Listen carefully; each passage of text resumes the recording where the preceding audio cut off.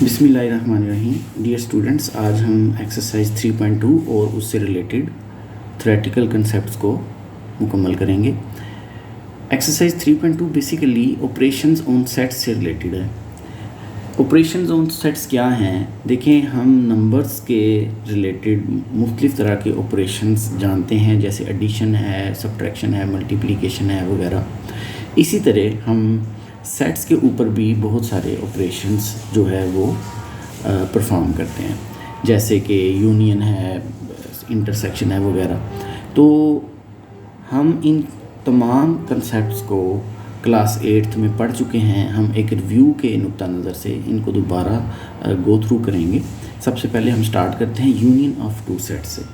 Union of two sets क्या होते हैं? आप जानते हैं कि दो सेट्स के एलिमेंट्स को अगर इकट्ठा करके लिख दिया जाए तो वो यूनियन ऑफ दीज सेट्स कहलाता है। यानी यूनियन ऑफ टू सेट्स क्या होता है? एक ऐसा सेट होता है जो ए और बी दोनों सेट्स के तमाम एलिमेंट्स पर मुश्तमिल होता है। लेकिन जब हम इंग्लिश में इसकी डेफिनेशन लिखते हैं तो इसमें और का इस्तेमाल करते हैं। वो क्या है मैं बताता हूँ आपको। फ़र्ज़ करें, लेट पहले हम एक एग्ज़ाम्पल लेते हैं। ए एक सेट है जो कि 1 2 3 तीन एलिमेंट्स पर मुश्तमिल है, और बी एक सेट है जो कि 2 3 4 5 पर मुश्तमिल है। तो इन दोनों सेट्स ए और बी का जो यूनियन है वो क्या होगा? एक ऐसा सेट होगा जो ए और बी के तमाम एलिमेंट्स पर मुश्तमिल होगा। मींस के कोई भी, चूँकि एलिमेंट हम जानते हैं सेट की डेफिनेशन में कि सेट को हम रिपीट नहीं करते, सेट के किसी भी एलिमेंट को रिपीट नहीं किया जाता। तो रिपीट किए बगैर तमाम एलिमेंट्स जो हैं ए में भी हैं, बी में भी हैं, उनको हम लिख देते हैं। हम इसको लिखेंगे 1 2 3 4 एंड 5। तो union of two sets A and B is denoted by A union B. तो इसकी डेफिनेशन लिखता हूँ मैं, थोड़ा सा उसको फिर एक्सप्लेन करता हूँ। The union of two sets A and B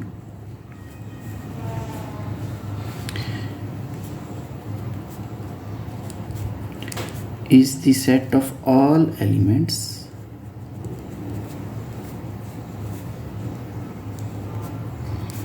which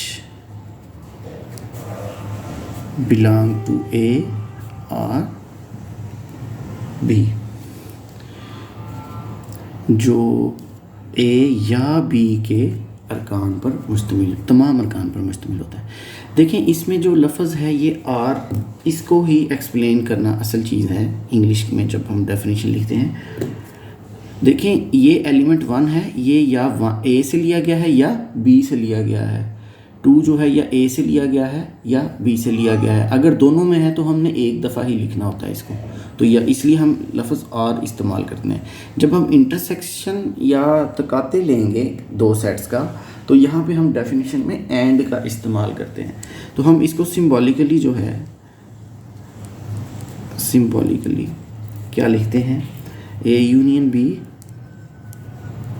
is equal to X पर मुश्तमिल सेट है, जबकि x the set consists of all x सच दैट x बिलोंग टू A और x बिलोंग टू B। ये यूनियन की डेफिनेशन है।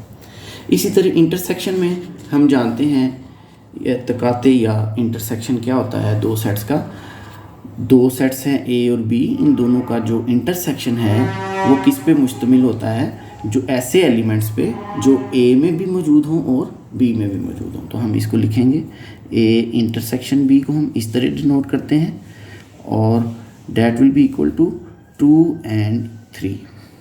तो हम इसकी डेफिनेशन में लिखेंगे, is the set of all elements which belong to A and belong to B। यानी ये उन तमाम अरकान पर मुश्तमिल सेट है जो कि A में भी मौजूद हैं और B में भी मौजूद हैं। तो यहाँ पे हमने लिखा था A में मौजूद है या B में मौजूद है, तो यहाँ पे हम एंड का यूज़ करते हैं डेफिनेशन में, और की बजाय एंड आ जाता है। यानी हम इसको लिखेंगे intersection of two sets intersection of two sets क्या होता है, दो सेटों का तकाते। तो इसको मैं ऐसे लिख देता हूँ, तकाते। मैं स्टूडेंट से यही कहूँगा कि आप ये जो इंग्लिश में ये जो टर्म्स की डेफिनेशन जब आप करते हैं तो इंग्लिश और उर्दू दोनों ही याद करें। उर्दू इसलिए कि ज़्यादातर स्टूडेंट्स जो हैं इस लेवल तक उर्दू को ही आसान ज़रिया समझते हैं, और इंग्लिश में इसलिए कि आप हायर क्लासेस में जब 10th के बाद जाएंगे तो आपने सिर्फ इंग्लिश में ही पढ़ना है इन सारे कंसेप्ट को। और उर्दू के जो टर्मिनोलॉजीज़ के नाम हैं वो तो इतने मुश्किल हैं कि उससे बेहतर है कि बंदा इंग्लिश के ही नाम याद कर ले। बहरहाल ये है कि दोनों ही याद होने चाहिए आपको। तो तकाते या इंटरसेक्शन ऑफ टू सेट्स क्या होता है, the intersection of two sets, the intersection of two sets A and B is the set of all elements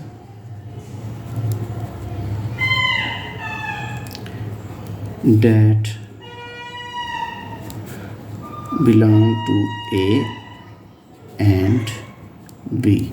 यानी यहाँ पे हमने सिर्फ और की बजाय एंड का इस्तेमाल कर दिया, तो ये डेफिनेशन इंटरसेक्शन की बन गई है। तो हम क्या लिखते हैं कि A intersection B is a set that consists of all elements X such that X belong to A and X belong to B. ये इंटरसेक्शन की डेफिनेशन हो गई। अब हम दो डिफरेंट डेफिनेशंस हैं, डिसजॉइंट सेट्स क्या होते हैं और ओवरलैपिंग सेट्स क्या होते हैं, हम उनको डिस्कस करते हैं। अब हम बात करते हैं कि डिसजॉइंट सेट्स क्या होते हैं। डिसजॉइंट सेट्स का एक और नाम है, इसको हम कहते हैं डिसजॉइंट सेट्स और म्यूचुअली एक्सक्लूसिव सेट्स।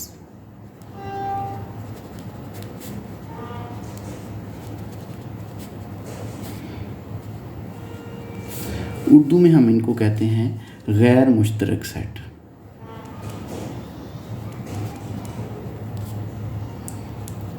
गैर मुश्तरक सेट कौन से दो सेट्स होते हैं जिनके दरमियान कोई भी एलिमेंट कॉमन नहीं होता। The intersection of two sets is empty set, then both the sets are called disjoint sets. If the intersection of two sets is the empty set, then these sets are called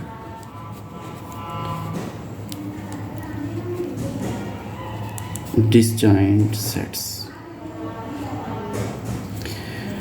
देखिए, अगर आपके पास एक set है ए, 1 2 3 इसके elements हैं, और B एक set है 4 5 इसके एलिमेंट्स हैं। तो आप देखें, अगर इनका आप इंटरसेक्शन लेते हैं तो कोई भी एलिमेंट कॉमन नहीं है, कोई भी ऐसा एलिमेंट नहीं जो दोनों सेटों में मौजूद है। तो इसका मतलब है कि इसका इंटरसेक्शन जो है वो एम्प्टी सेट होगा, खाली सेट होगा। तो ये दोनों सेट्स ए और बी क्या कहलाएंगे, डिसजॉइंट सेट्स। नेक्स्ट हम बात करते हैं ओवरलैपिंग सेट्स की।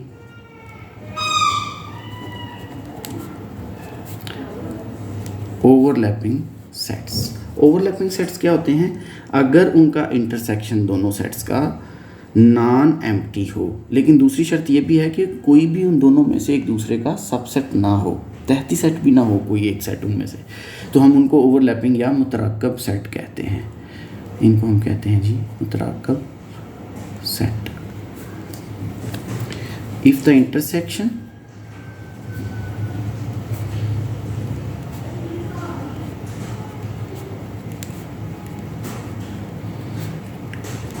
of two sets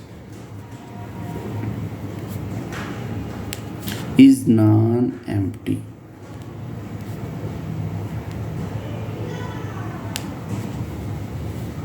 इसको आप लिखें empty, non empty. If the intersection of two sets is non-empty, but neither is the subset of the other, is called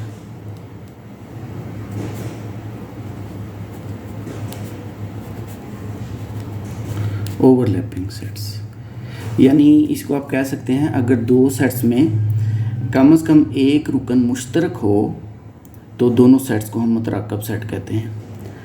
अगर दो सेट्स में कम से कम एटलीस्ट वन एलिमेंट कॉमन हो तो हम उन दोनों सेट्स को ओवरलैपिंग सेट्स कहते हैं।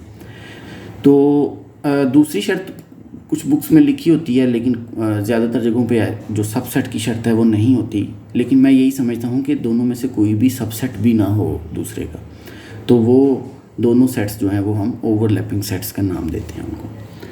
तो इसके बाद है जी डिफरेंस ऑफ टू सेट्स। इसकी चलिए मैं एग्जांपल भी लिख देता हूँ। अगर L एक सेट है, फ़र्ज़ करें 2 3 4 5 6, और M एक सेट है, ये हैं जी 5 6 7 8 9। तो देखें L और M दोनों क्या हैं, ओवरलैपिंग सेट्स हैं, क्योंकि इसमें कम से कम एक रुकन जो है वो कॉमन है। 5 भी दोनों में मौजूद है, 6 भी दोनों में मौजूद है। तो जब कोई एक भी एलिमेंट कॉमन आ जाए तो हम उनको ओवरलैपिंग सेट्स कहते हैं। इसके बाद आ गया जी डिफरेंस ऑफ टू सेट्स।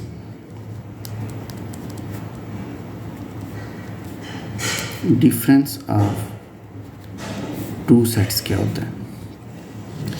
दो सेट अगर हैं A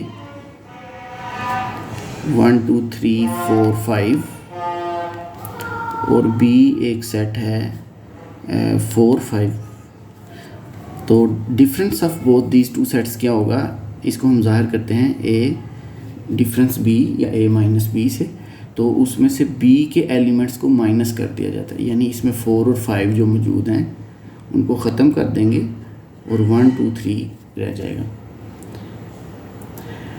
तो दो सेट्स का जो डिफरेंस है, that consists of all the elements that belong to set A but do not belong to set B। इसकी डेफिनेशन ये होगी, और इसको डिनोट कैसे करते हैं? A माइनस B से। तो अब हमने इसको कैसे लिख दिया? The difference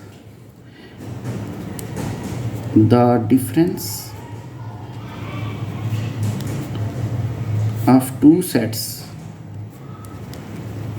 A and B is the set that consists of all the elements that consists of all the elements that belong to A but do not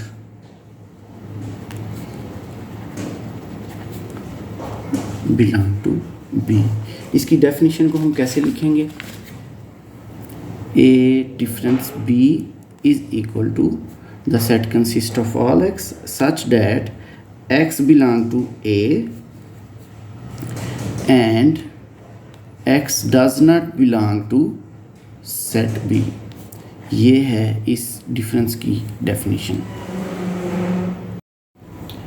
अब हम बात करते हैं कंप्लीमेंट ऑफ अ सेट की। Complement of set जो है वो simply difference होता है किसी भी सेट का फ्रॉम यूनिवर्सल सेट। तो अगर हम यूनिवर्सल सेट को फ़र्ज़ करें, एक यूनिवर्सल सेट है 1 2 3 अप टू 10 और A एक सेट है डेट इज़ इक्वल टू 1 2 3।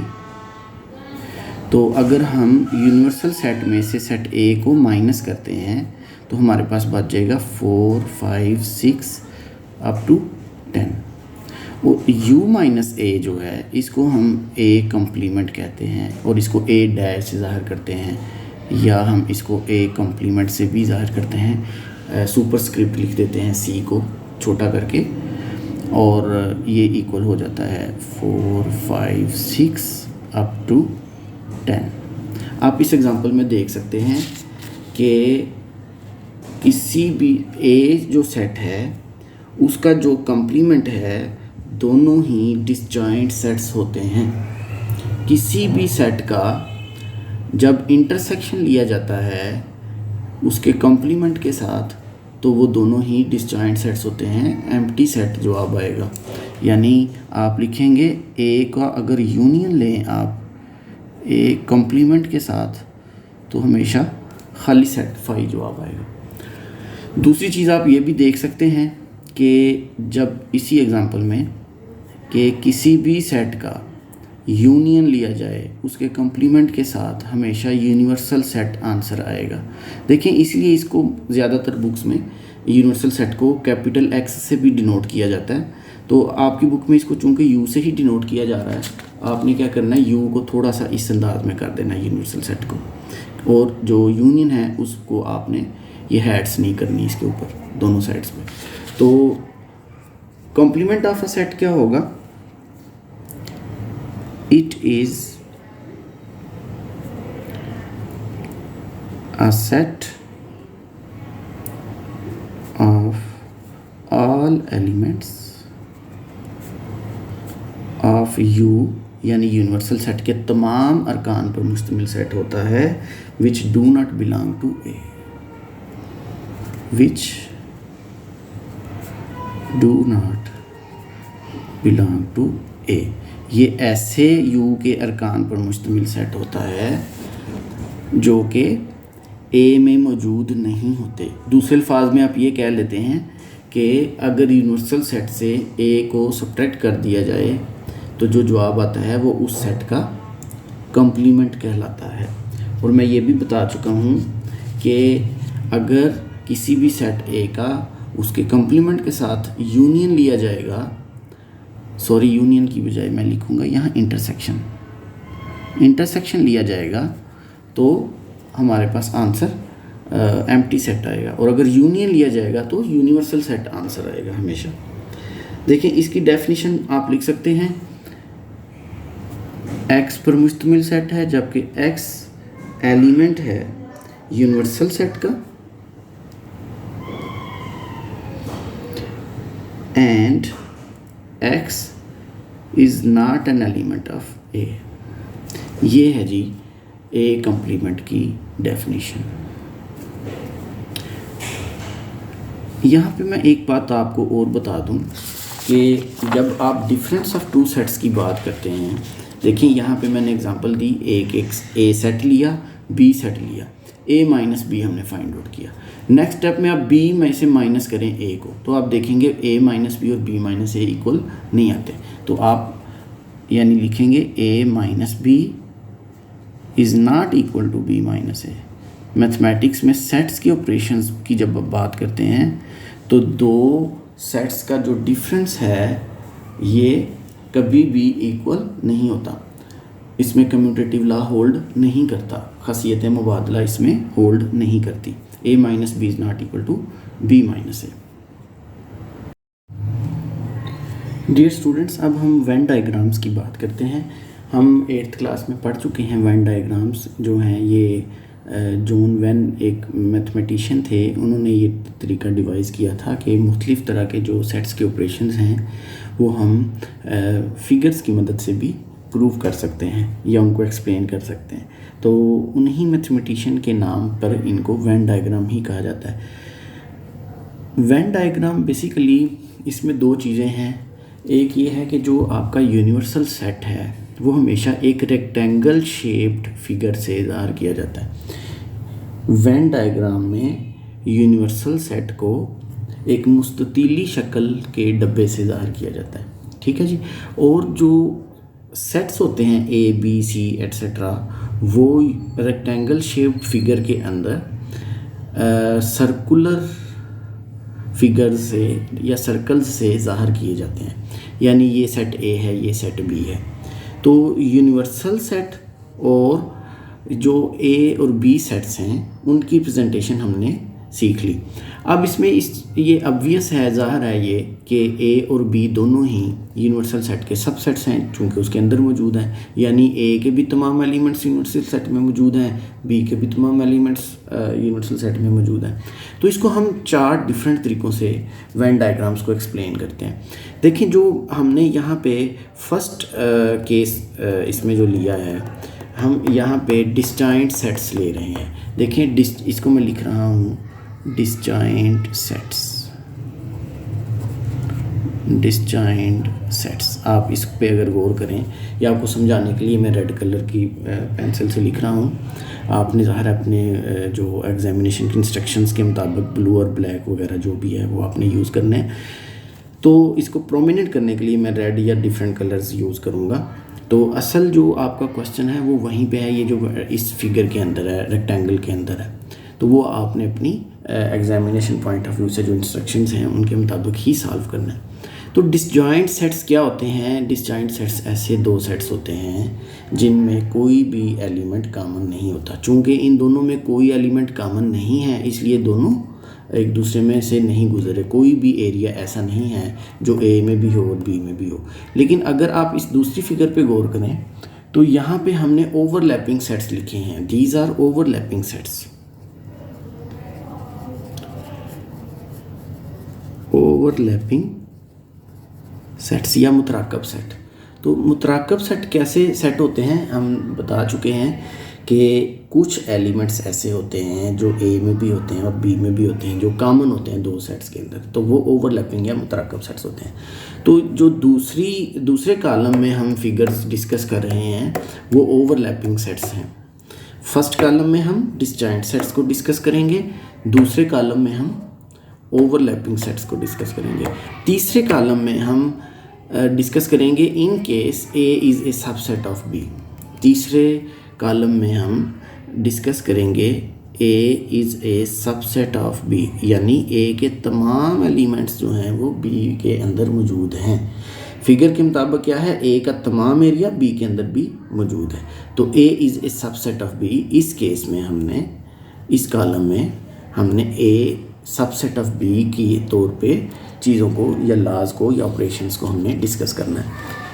और जो फोर्थ कॉलम है उसमें हम डिस्कस करेंगे B is a subset of A.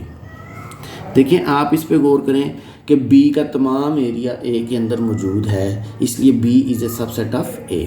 तो सबसे पहले इस फिगर में आपने 4 चीज़ें देखी, कॉलम्स समझाने की कोशिश की है मैंने कि पहला कॉलम डिसजॉइंट सेट्स होंगे, दूसरा कॉलम जो है वो ओवरलैपिंग सेट्स होंगे, तीसरा कॉलम जो है वो ए सबसेट ऑफ बी केसेस होंगे, और फोर्थ एंड लास्ट कॉलम जो है उसमें बी सबसेट ऑफ ए से रिलेटेड केसेस को डिस्कस किया जाएगा। 4 डिफरेंट शक्लें होंगी। अब अगर हम हॉरिजॉन्टल लाइन पे आ जाएं तो हम सबसे पहले ए यूनियन बी को डिस्कस करते हैं। यानी यहाँ पे हम ए यूनियन बी को डिस्कस करेंगे। फर्स्ट जो हॉरिजॉन्टल लाइन है इसमें हम ए यूनियन बी को डिस्कस करते हैं। कैसे जी? देखिए, ए यूनियन बी क्या हो जाएगा? A union B disjoint sets के केस में क्या होगा, हम लाइंस लगा के एरिया को शो कर देते हैं। तो आप यहाँ लिखेंगे A union B highlighted area with straight lines, horizontal lines. तो आप लिखेंगे A union B is equal to area with horizontal lines. A union B क्या हो जाएगा? Area with horizontal lines. देखा, ए और बी यूनियन लिया दोनों का इकट्ठा। आप नोट करेंगे ए और बी का इंटरसेक्शन अगर हम लेंगे तो वो खाली सेट होगा, एम्प्टी सेट होगा। यानी अगर मैं यहाँ लिखूँ कि ए इंटरसेक्शन बी जो इस केस में होगा that will be equal to 5। तीसरी चीज़ डिस्कस करने से पहले मैं आपको एक छोटी सी डेफिनेशन समझाना चाहता हूँ। उसको हम कहते हैं कार्डिनैलिटी ऑफ अ सेट।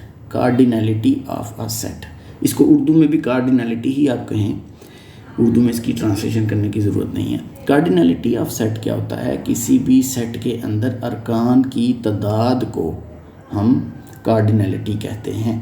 किसी भी सेट में एलिमेंट्स की तादाद को कार्डिनैलिटी कहते हैं। यहाँ मैंने लिख भी दिया है नीचे, टाइम सेव करने के लिए पहले लिख दिया है। कार्डिनैलिटी ऑफ अ सेट क्या है? The total number of elements in a set is called cardinality of the set. For example, A एक सेट है, इसके एलिमेंट्स हैं 1 3 5 7 9 11, तो इसमें टोटल नंबर ऑफ एलिमेंट्स कितने हैं? 6। तो हम लिखेंगे number of elements in set A is equal to 6। तो कार्डिनैलिटी इस सेट की क्या हो गई? 6 से। तो कार्डिनैलिटी को डिनोट कैसे करते हैं? स्मॉल n लिखा जाता है और सेट को हम पैरेंथेसिस में लिख देते हैं। तो कार्डिनैलिटी क्या होती है? सेट में मौजूद अरकान या एलिमेंट्स की तादाद। ठीक हो गया। अब यहाँ पे मैं कार्डिनैलिटी को भी थोड़ा थोड़ा डिस्कस करता चला जाता हूँ। देखें, अगर आप कार्डिनैलिटी जो सेट्स के अंदर है वो एक छोटा सा प्रिंसिपल है, हम उसको कहते हैं इंक्लूजन एक्सक्लूजन प्रिंसिपल। उसका हम नाम क्या देते हैं? Exclusion inclusion principle. क्या होता है? शमूलियत और अखराज का असूल, यानी कब किस सेट को शामिल किया जाता है और किस सेट को निकाल दिया जाता है। तादाद के लिहाज से मैं बात कर रहा हूँ। तो हम सेट्स के अंदर जब कार्डिनैलिटी को डिस्कस करते हैं, देखें चूँकि इस एक्सरसाइज में ये न्यू कोर्स में उन्होंने कार्डिनैलिटी को भी इंक्लूड कर लिया है, तो मैं समझता हूँ कि इस चीज़ को समझना आपके कोर्स कंटेंट्स के मुताबिक बहुत ज़रूरी है। टू दी एक्सटेंट किस हद तक, जितना कि आपके कोर्स वर्क में बताया गया है, उसको मैं ज़्यादा डिटेल में नहीं जाता, सिर्फ हम उतना ही किसी टॉपिक को टच करते हैं जितना आपकी बुक में, आपके कोर्स में, कंटेंट्स में डिस्कस किया गया है। तो अब मैंने कार्डिनैलिटी यानी अरकान की तादाद को तो डिस्कस कर लिया, बहुत ही सिंपल चीज़ है। अब मैं बात करना चाह रहा हूँ इंक्लूजन एक्सक्लूजन प्रिंसिपल की। देखें, इंक्लूजन एक्सक्लूजन प्रिंसिपल जो है, इंक्लूजन एक्सक्लूजन प्रिंसिपल या शमूलियत और अखराज का असूल क्या है सेट्स के ऑपरेशंस में? देखें, पहली बात ये जहन में रखें कि तमाम सेट्स, जब भी हम उनकी तादाद की बात करते हैं तो हम तब ही तादाद की बात कर सकते हैं जब वो मुतनाही नंबर ऑफ़ एलिमेंट्स पर, फिनिट नंबर ऑफ़ एलिमेंट्स से पर मुश्तमिल हों। यानी एलिमेंट्स जो किसी भी सेट के हैं अगर इन्फिनिट हैं, गिने ही नहीं जा सकते कितने हैं, तो फिर हम ये वाले असूल अप्लाई नहीं करते सेट्स के ऊपर। हम ये सिर्फ उन्हीं सेट्स के ऊपर ये वाले असूल या प्रिंसिपल अप्लाई करते हैं कार्डिनैलिटी से रिलेटेड, जिसमें हम अरकान की तादाद को गिन सकते हैं। जिन सेट्स में जो सेट्स जो हैं वो इन्फिनिट नहीं होते। ठीक है जी। तो शमूलियत और अखराज का असूल या इंक्लूजन एक्सक्लूजन प्रिंसिपल क्या है कार्डिनैलिटी ऑफ सेट्स में? इसमें if A B C are finite sets, तो हम फिनिट सेट्स जो हैं, मुतनाही सेट्स हैं जो गिने जा सकते हैं उनके अरकान की तादाद, उस केस में देखें इसके 2 हिस्से हैं जो आपके कोर्स में समझाए गए हैं। पहला हिस्सा है कि ए यूनियन बी में अरकान की तादाद, यानी उसकी जो कार्डिनैलिटी है एन से जो ज़ाहिर की है, ये असूल ये किसके इक्वल है? ए के अंदर अरकान की तादाद जमा बी के अंदर अरकान की तादाद माइनस ए और बी के अंदर जो कॉमन एलिमेंट्स हैं उनकी तादाद को माइनस कर दें। ये बहुत सिंपल है। आप ए और बी, कोई भी क्वेश्चन जो आपके कोर्स में दिया गया है, ए बी 2 सेट्स दिए गए हैं, अगर आप उन दोनों सेट्स को लेके इस असूल को देखेंगे तो ये लेफ़्ट हैंड साइड और राइट साइड बराबर आ जाएगी। इसको मैं साबित नहीं कर रहा यहाँ पे, क्योंकि हमने एक्सरसाइज में क्वेश्चंस करने हैं इससे रिलेटेड, तो ये चीज़ें वहाँ पे ऑटोमेटिकली साबित हो जाएंगी। आप इसको एट योर एंड साबित कर सकते हैं, प्रूव कर सकते हैं इसको। देखें, पहला असूल क्या है इंक्लूजन एक्सक्लूजन प्रिंसिपल का? वो 2 सेट से रिलेटेड है, इन्फिनिट सेट्स नहीं होने चाहिए। तो ये सिर्फ यूनियन को ही एक्सप्लेन करते हैं। तो ए यूनियन बी के अंदर तादाद क्या है एलिमेंट्स की?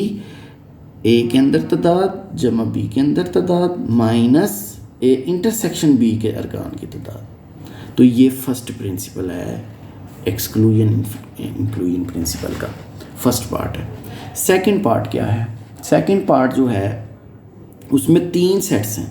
अगर आप गौर करें तो आप कहेंगे ए बी और सी के अंदर का यूनियन अगर लिया है तो उसके अंदर अरकान की तादाद क्या होगी?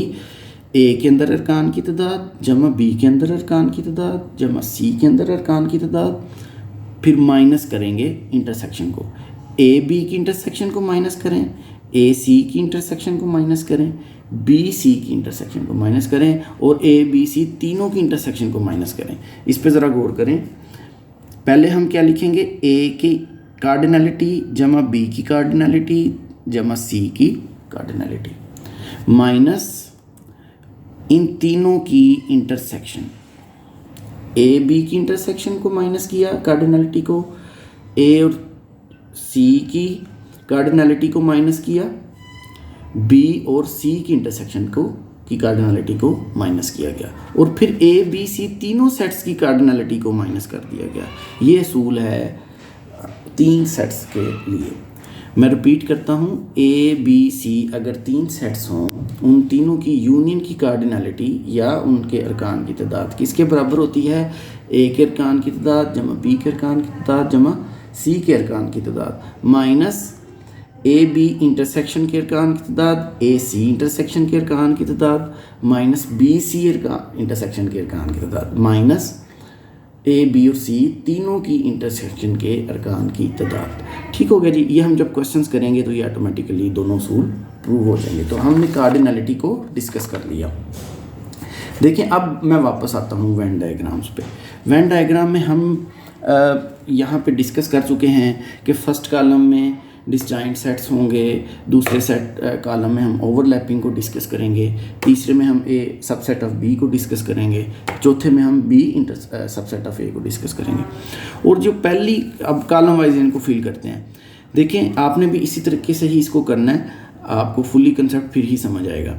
देखें हम ए यूनियन बी देख चुके हैं कि ऐसा एरिया है जो कि हॉरिजॉन्टल लाइन या उफ़क़ी लाइनों से ज़ाहिर किया। आपने लिखना एरिया विद दीज लाइंस, ये ए यूनियन बी को एक्सप्लेन कर रहा है। और ए इंटरसेक्शन बी मैंने फाइल लिख दिया, कोई भी एलिमेंट इलाका या एलिमेंट ऐसा नहीं जो दोनों में कॉमन हो।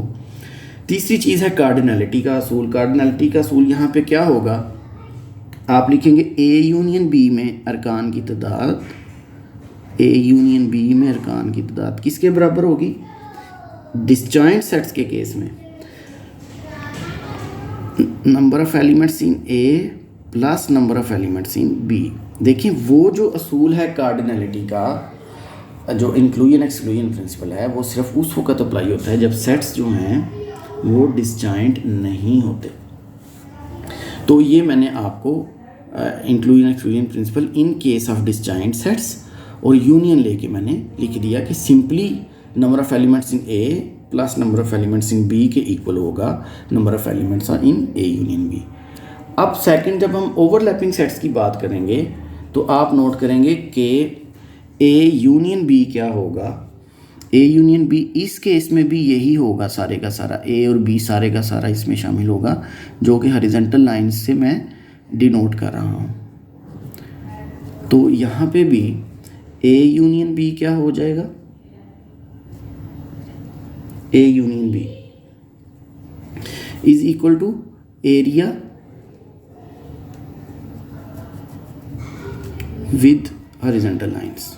तो ये ए और बी सब में हमने हॉरिजॉन्टल लाइन लगा दी है, इस एरिया को शेड किया है हमने। इस केस में भी आप नोट करेंगे कि दोनों में ए और बी में चूँकि कुछ एरिया कॉमन है जो दोनों में मौजूद है, चूँकि ये ओवरलैपिंग सेट्स हैं, तो आप नोट करेंगे कि इस केस में इंटरसेक्शन जब आप लेंगे दोनों सेट्स का, that will not be equal to empty set, वो खाली सेट के बराबर नहीं होगा। इस केस में जब ओवरलैपिंग सेट्स होंगे तो ये कभी भी खाली सेट आंसर नहीं आता। जब आप डिसजॉइंट सेट्स लेते हैं तो वो खाली सेट आंसर आता है इंटरसेक्शन के केस में। अब इस केस में जब आप यूनियन लेते हैं, कार्डिनलिटी का प्रिंसिपल अप्लाई करते हैं, मैं यहाँ पे लाइन लगा देता हूँ, तो उस केस में फिर सिंपल सी बात है कि कार्डिनलिटी प्रिंसिपल में number of elements in A union B क्या होते हैं, वो जो मैं अभी एक्सप्लेन कर चुका हूँ। Number of elements in A plus number of elements in B minus number of elements in A intersection B. Overlapping के केस में ये अप्लाई हो जाएगा, जो मैं एक्सप्लेन कर चुका हूँ।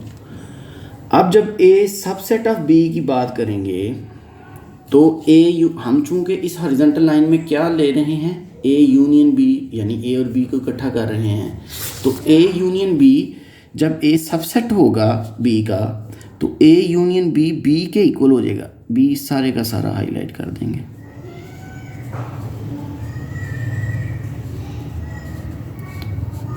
तो आप लिखेंगे A union B is equal to area with these lines.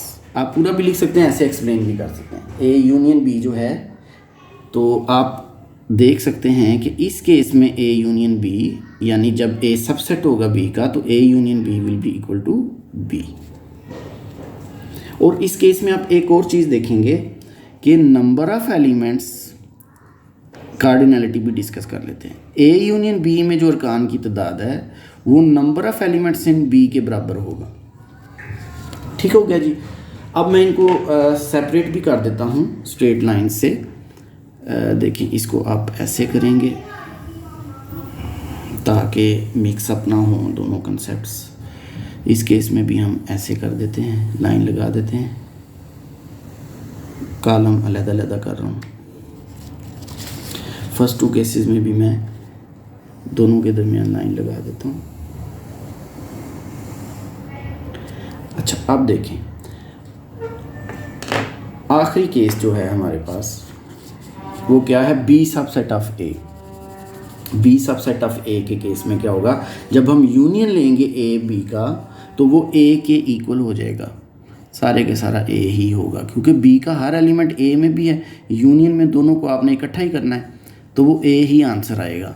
आप कोई भी सेट्स की एग्जांपल लेके कर सकते हैं। तो यहाँ पे आप लिखेंगे ए यूनियन बी जो है, A union B is equal to area with straight lines, horizontal lines. तो आप ये लिख सकते हैं कि ए यूनियन बी जो है ये इक्वल टू ए है इस केस में। और कार्डिनलिटी प्रिंसिपल के मुताबिक जब आप number of elements in A union B लेंगे तो that will be equal to number of elements in A. Simple से कंसेप्ट्स हैं। तो इस केस में आपने देखा कि ए यूनियन बी को डिस्कस किया है। इन चारों केसेस में हॉरिजॉन्टली ए यूनियन बी मालूम किया है। अब जो नेक्स्ट होगा उसमें हम ए इंटरसेक्शन बी डिस्कस करते हैं। ए इंटरसेक्शन बी इन चार यानी इस रो में, सेकंड रो जो है कॉलम वाइज। थोड़ा सा गौर करें, देखें, जो पहला कॉलम था वो हम डिसजॉइंट सेट्स लिए हुए हैं, दूसरे में हमने ओवरलैपिंग सेट्स लिए हैं, तीसरे कॉलम में ए सबसेट बी लिया है, चौथे में हमने बी सबसेट ऑफ ए लिया हुआ है। और फिर हमने हॉरिजॉन्टली पहली लाइन में, रो में हमने ए यूनियन बी को डिस्कस कर लिया है। अब हम सेकंड रो में जो कि डिसजॉइंट सेट्स हैं, ए इंटरसेक्शन बी को डिस्कस करेंगे। इन चारों में ए इंटरसेक्शन बी को डिस्कस करेंगे। तो आप नोट कर सकते हैं, चूंकि इन दोनों केसेस में कोई भी एलिमेंट कॉमन नहीं है ए और बी में, चूंकि ये डिसजॉइंट हैं, तो हमारे पास ए इंटरसेक्शन बी जो है that is equal to empty set, खाली सेट। और इसमें number of elements in A intersection B क्या आ जाएगा, 0। ये केस खत्म है। कोई एरिया हाईलाइट नहीं किया क्योंकि कोई भी एरिया कॉमन नहीं है दोनों में, ए में और बी में। तो A intersection B empty set phi के इक्वल हो गया। सेकंड केस में क्या है, ओवरलैपिंग सेट्स हैं। तो फिर ए इंटरसेक्शन बी क्या होगा, ए इंटरसेक्शन बी सिर्फ ये वाला एरिया होगा, यानी ये वो एरिया है जो ए में भी मौजूद है और बी में भी मौजूद है। आप लिखेंगे A intersection B is equal to shaded area या एरिया विद हॉरिजॉन्टल लाइंस। तो आपने यहाँ देखा कि ए इंटरसेक्शन बी फाई के इक्वल नहीं है। A intersection B is not equal to empty set. फिर जब इसका आप फाई भी नहीं है और आपने ये भी देखा कि number of elements in A intersection B not equal to 0 है। देखिए जब डिसजॉइंट थे तो उसमें इंटरसेक्शन बी ए और इंटरसेक्शन बी जो है उसमें अरकान की तादाद 0 थी, उसकी कार्डिनलिटी 0 थी। लेकिन जब ओवरलैपिंग सेट्स हैं तो उसमें ये कार्डिनलिटी 0 नहीं है, यानी अरकान की तादाद 0 नहीं है। तीसरे केस में आ जाए, ए इंटरसेक्शन बी क्या होगा, दोनों में कॉमन एरिया कौन सा है? कॉमन एरिया सिर्फ ये वाला होगा, ये ए वाला जो एरिया है सारा, ये ऐसा एरिया है जो ए में भी मौजूद है, बी में भी मौजूद है। तो आप नोट करेंगे कि ए इंटरसेक्शन बी जो है किस केस में, जब ए सबसेट है बी का, ए सबसेट है बी का, यानी ए बी के अंदर मौजूद है, तो that will be equal to A only, area with shaded region.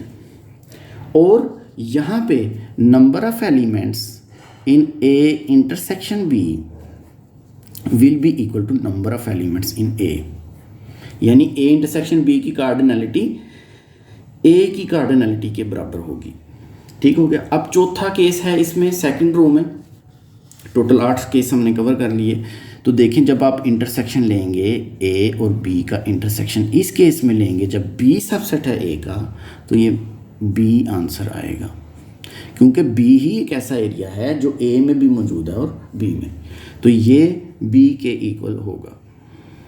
और इसमें हम लिखेंगे number of elements in A intersection B is equal to number of elements in set B, यानी ए इंटरसेक्शन बी की कार्डिनलिटी बी की cardinality के इक्वल होगी। देखिए अब मैं तीसरा केस डिस्कस करूँगा तीसरी रो के साथ। पहली रो में हमने ए यूनियन बी डिस्कस किया है, दूसरी रो में हमने ए इंटरसेक्शन बी डिस्कस किया है। अब कॉलम में हमने क्या लिया हुआ है, डिसजॉइंट सेट्स लिए हैं पहले कॉलम में, दूसरे में ओवरलैपिंग सेट्स लिए हैं, तीसरे में ए सबसेट ऑफ बी लिया है और चौथे में बी सबसेट ऑफ ए लिया है। अब हम चूंकि पहली रो में ए यूनियन बी डिस्कस कर चुके हैं, दूसरी में ए इंटरसेक्शन बी, और तीसरी रो में अब हम ए माइनस बी को डिस्कस करते हैं। ये सारे के सारे अब ए माइनस बी डिस्कस करते हैं। कैसे जी, मैं इसको पहले सेपरेट कर देता हूँ, क्योंकि अब हमने इधर कुछ लॉज भी लिखते हैं नीचे कार्डिनलिटी से रिलेटेड। देखें जब ए माइनस बी, ए में से बी माइनस कर देंगे तो ए ख़त्म हो जाएगा, बी ख़त्म हो जाएगा, ए रह जाएगा। तो इस केस में जब ए और बी डिसजॉइंट होंगे तो ए माइनस बी जो है that will be equal to A, A minus B will be equal to A in case A and B both the sets are disjoint. तो इसमें नंबर ऑफ एलिमेंट्स क्या होंगी, A minus B में number of elements जो है number of elements in A के equal होगा, यानी ए माइनस बी की कार्डिनलिटी वो ए की कार्डिनलिटी के इक्वल होगी। अब जब हम ओवरलैपिंग सेट्स की बात करेंगे तो सिंपल सी चीज़ है, ए में से बी को माइनस कर दें तो ए रह जाएगा, ए का वो पोर्शन रह जाएगा जो बी में मौजूद नहीं है, जो बी के साथ कॉमन नहीं है, ये ए माइनस बी होगा। तो ए माइनस बी जो है आप नोट करेंगे, ए माइनस बी जो है that will not be equal to empty set. देखिए अब इसमें नंबर ऑफ एलिमेंट्स क्या होंगे, number of elements in A minus B क्या होगा, that will be equal to number of elements in A minus number of elements in A intersection B. इस case में ये बराबर आएगा कार्डिनलिटी, यानी ए माइनस बी की कार्डिनलिटी किसकी इक्वल होगी, ए की cardinality minus A intersection B की कार्डिनलिटी। अब तीसरा case A is subset of B वाला केस है, तो आप नोट करें ए में से जब बी को माइनस कर दिया, ए में से बी को माइनस कर दिया तो एम्प्टी सेट आंसर आ रहा है, A minus B is equal to empty set, क्योंकि ए सारे का सारा निकल गया। बी बड़ा है, बी उसके अंदर बी बड़ा है और ए छोटा है, ए सारे का सारा बी में है। जब ए में से बी को निकाल दिया तो एम्प्टी सेट आंसर आएगा। और आप नोट करेंगे कि number of elements in this case in A minus B will be equal to 0। अब इस केस में क्या होगा, जब बी सबसेट है ए का, तो इसमें बी में से ए जब माइनस करेंगे, सॉरी ए में से माइनस बी करेंगे, ए में से माइनस करेंगे बी को, तो that will not be equal to empty set. क्यों? ए में से जब बी माइनस कर देंगे तो ए का वो पोर्शन रह जाएगा जो बी में मौजूद नहीं है। तो हम इसमें हॉरिजॉन्टल लाइंस लगा देंगे। ठीक है जी, इसमें आपने ये एरिया हाईलाइट कर दिया है, शेड कर दिया है, वट एवर कोई भी तरीका आप यूज़ कर सकते हैं। मैं हॉरिजॉन्टल लाइंस या उफ की लाइन ही लगा रहा हूँ। तो ये फाई की इक्वल नहीं होगा, एम्प्टी सेट नहीं होगा। तो इस केस में number of elements in A minus B जो है that will be equal to number of elements in A minus number of elements in B. इस चीज़ के इक्वल आएगा। ये 3 केस हमने डिस्कस कर लिए।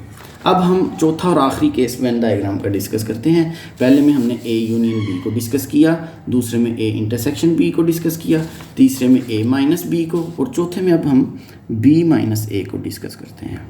यानी यहाँ पे अब बी माइनस ए होगा। बी माइनस ए का मतलब है बी में से ए को माइनस कर दें तो बी आंसर रह जाएगा। जो बी के एलिमेंट हैं सिर्फ वो रह जाएंगे, ए वाले जो है ना वो सारे के सारे सब्ट्रैक्ट हो जाएंगे। तो इस केस में क्या होगा, b माइनस ए जो है will be equal to b in case a and b are disjoint are mutually exclusive. तो इसमें number of elements in b minus A क्या हो जाएगा, that will be equal to number of elements in b। यानी b minus A की cardinality हम कहते हैं कि b की कार्डिनलिटी के इक्वल हो जाएगी इस केस में। अब जब हम इस यूनिवर्सल सेट की बात करेंगे, जब a और b दोनों ओवरलैपिंग हैं, तो b माइनस ए किसके इक्वल होगा, b में से a माइनस करेंगे, यानी a वाला पोर्शन सारे का सारा गया, सिर्फ b का वो पोर्शन रह गया जहाँ पे a नहीं है। तो आप लिखेंगे कि b माइनस ए जो है वो शेडेड एरिया है, that is not equal to empty set.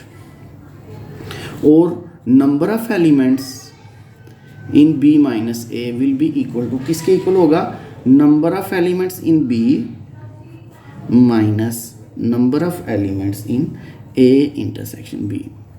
बहुत सिंपल सी चीज़ें हैं।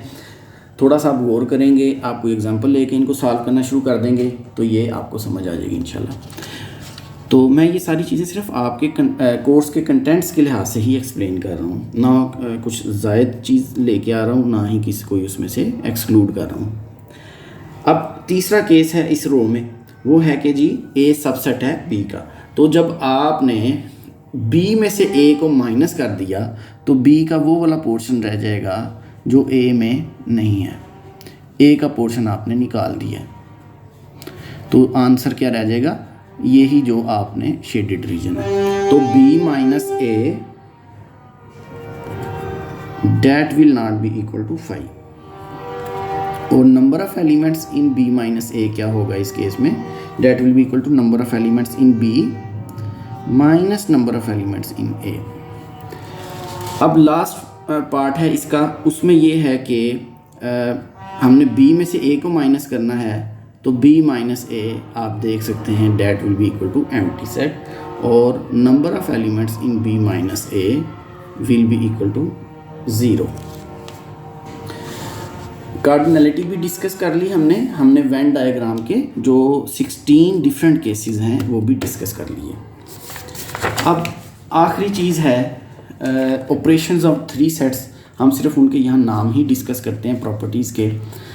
इनको जो हम प्रूव है वो एक्सरसाइज में जाके कर लेंगे। वैसे तो हम ये 8th क्लास में भी करके आए हैं, लेकिन हम एक्सरसाइज 3.2 जब सॉल्व करेंगे तो ये सारे ऑपरेशन जो हैं ये उसमें प्रूव भी हो जाएंगे। देखिए ऑपरेशंस ऑफ 3 सेट्स हैं 2 या 3 पे। देखिए properties of union and intersection. First case में मैंने ये डिस्कस किया है, सेकंड केस में मैंने इंक्लूजन एक्सक्लूजन प्रिंसिपल डिस्कस किया है, वो हम ऑलरेडी कर चुके हैं। तो प्रॉपर्टीज़ को मैं एक दफ़ा गो थ्रू होना चाहता हूँ। देखें, जो फर्स्ट प्रॉपर्टी है कम्यूटेटिव प्रॉपर्टी, हमेशा याद रखें कम्यूटेटिव प्रॉपर्टी जो है वो दो सेट्स के दरमियान होती है हमेशा। इसको कहते हैं खसियत मुबादला, उर्दू में इसको कहेंगे खसियत मुबादला। यूनियन के लिहाज से भी है, विद रिस्पेक्ट टू यूनियन, या विद रिस्पेक्ट टू इंटरसेक्शन भी है। तो खसियत मुबादला या कम्यूटेटिव प्रॉपर्टी क्या होती है टू सेट्स की, कि अगर यूनियन के लिहाज से होगी तो आप कहेंगे A union B equal to B union A. आप ए यूनियन बी ले लें या बी यूनियन ए ले लें, दोनों बराबर ही होंगे। इसको हम कहते हैं commutative property of two sets. मैं बता चुका हूँ कि कम्यूटेटिव प्रॉपर्टी या खसियत मुबादला जो है ये सिर्फ दो सेट्स के दरमियान होती है। ये क्या है कि आप तरतीब चेंज करके अगर यूनियन लेते हैं तो आंसर इक्वल ही आएगा। ए यूनियन बी लेंगे या बी यूनियन ए लेंगे तो आंसर इक्वल होगा। कम्यूटेटिव प्रॉपर्टी ऑफ इंटरसेक्शन क्या होगी? सिंपल सी बात है, आप ए इंटरसेक्शन बी ले लें या बी इंटरसेक्शन ए ले लें, दोनों बराबर होंगे। खसियत मुबादला तकाते के लिहाज से तो देखें ये भी दो सेट्स के खसियत मुबादला होती ही दो सेट्स में है। तो ए इंटरसेक्शन बी बराबर है बी इंटरसेक्शन ए की। अब जो एसोसिएटिव प्रॉपर्टी है वो तीन सेट्स के दरमियान होती है। एसोसिएटिव प्रॉपर्टी जो है ये तीन सेट्स के दरमियान होती है। ए बी और सी तीन सेट्स हैं। एसोसिएटिव प्रॉपर्टी को हम कहते हैं खसियत तलाज़म। खसियत तलाज़म का मतलब है तीन में। तो एसोसिएटिव प्रॉपर्टी ऑफ यूनियन है, एसोसिएटिव प्रॉपर्टी ऑफ इंटरसेक्शन है। तीन सेट्स होंगे तो यूनियन के लिहाज से और इंटरसेक्शन के लिहाज से, दोनों लिहाज से, यूनियन के लिहाज से या तकाते के लिहाज से तीन सेट्स होंगे। यानी इसका मतलब ये है कि आप सिर्फ तरतीब बदलते हैं इसमें।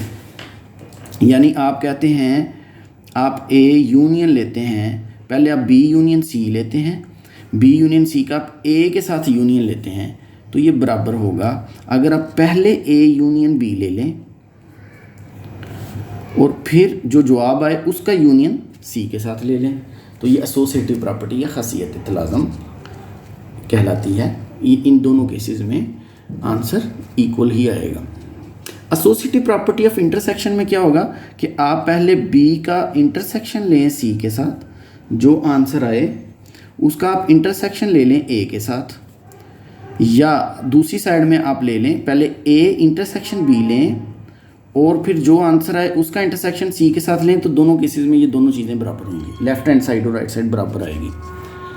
अच्छा, अब डिस्ट्रीब्यूटिविटी ऑफ यूनियन और इंटरसेक्शन, अब इसको कहते हैं खसियत तकसीमी। खसियत तलाज़म जो है वो तीन सेट्स में है, खसियत मुबादला या कम्यूटेटिव प्रॉपर्टी भी दो सेट्स में।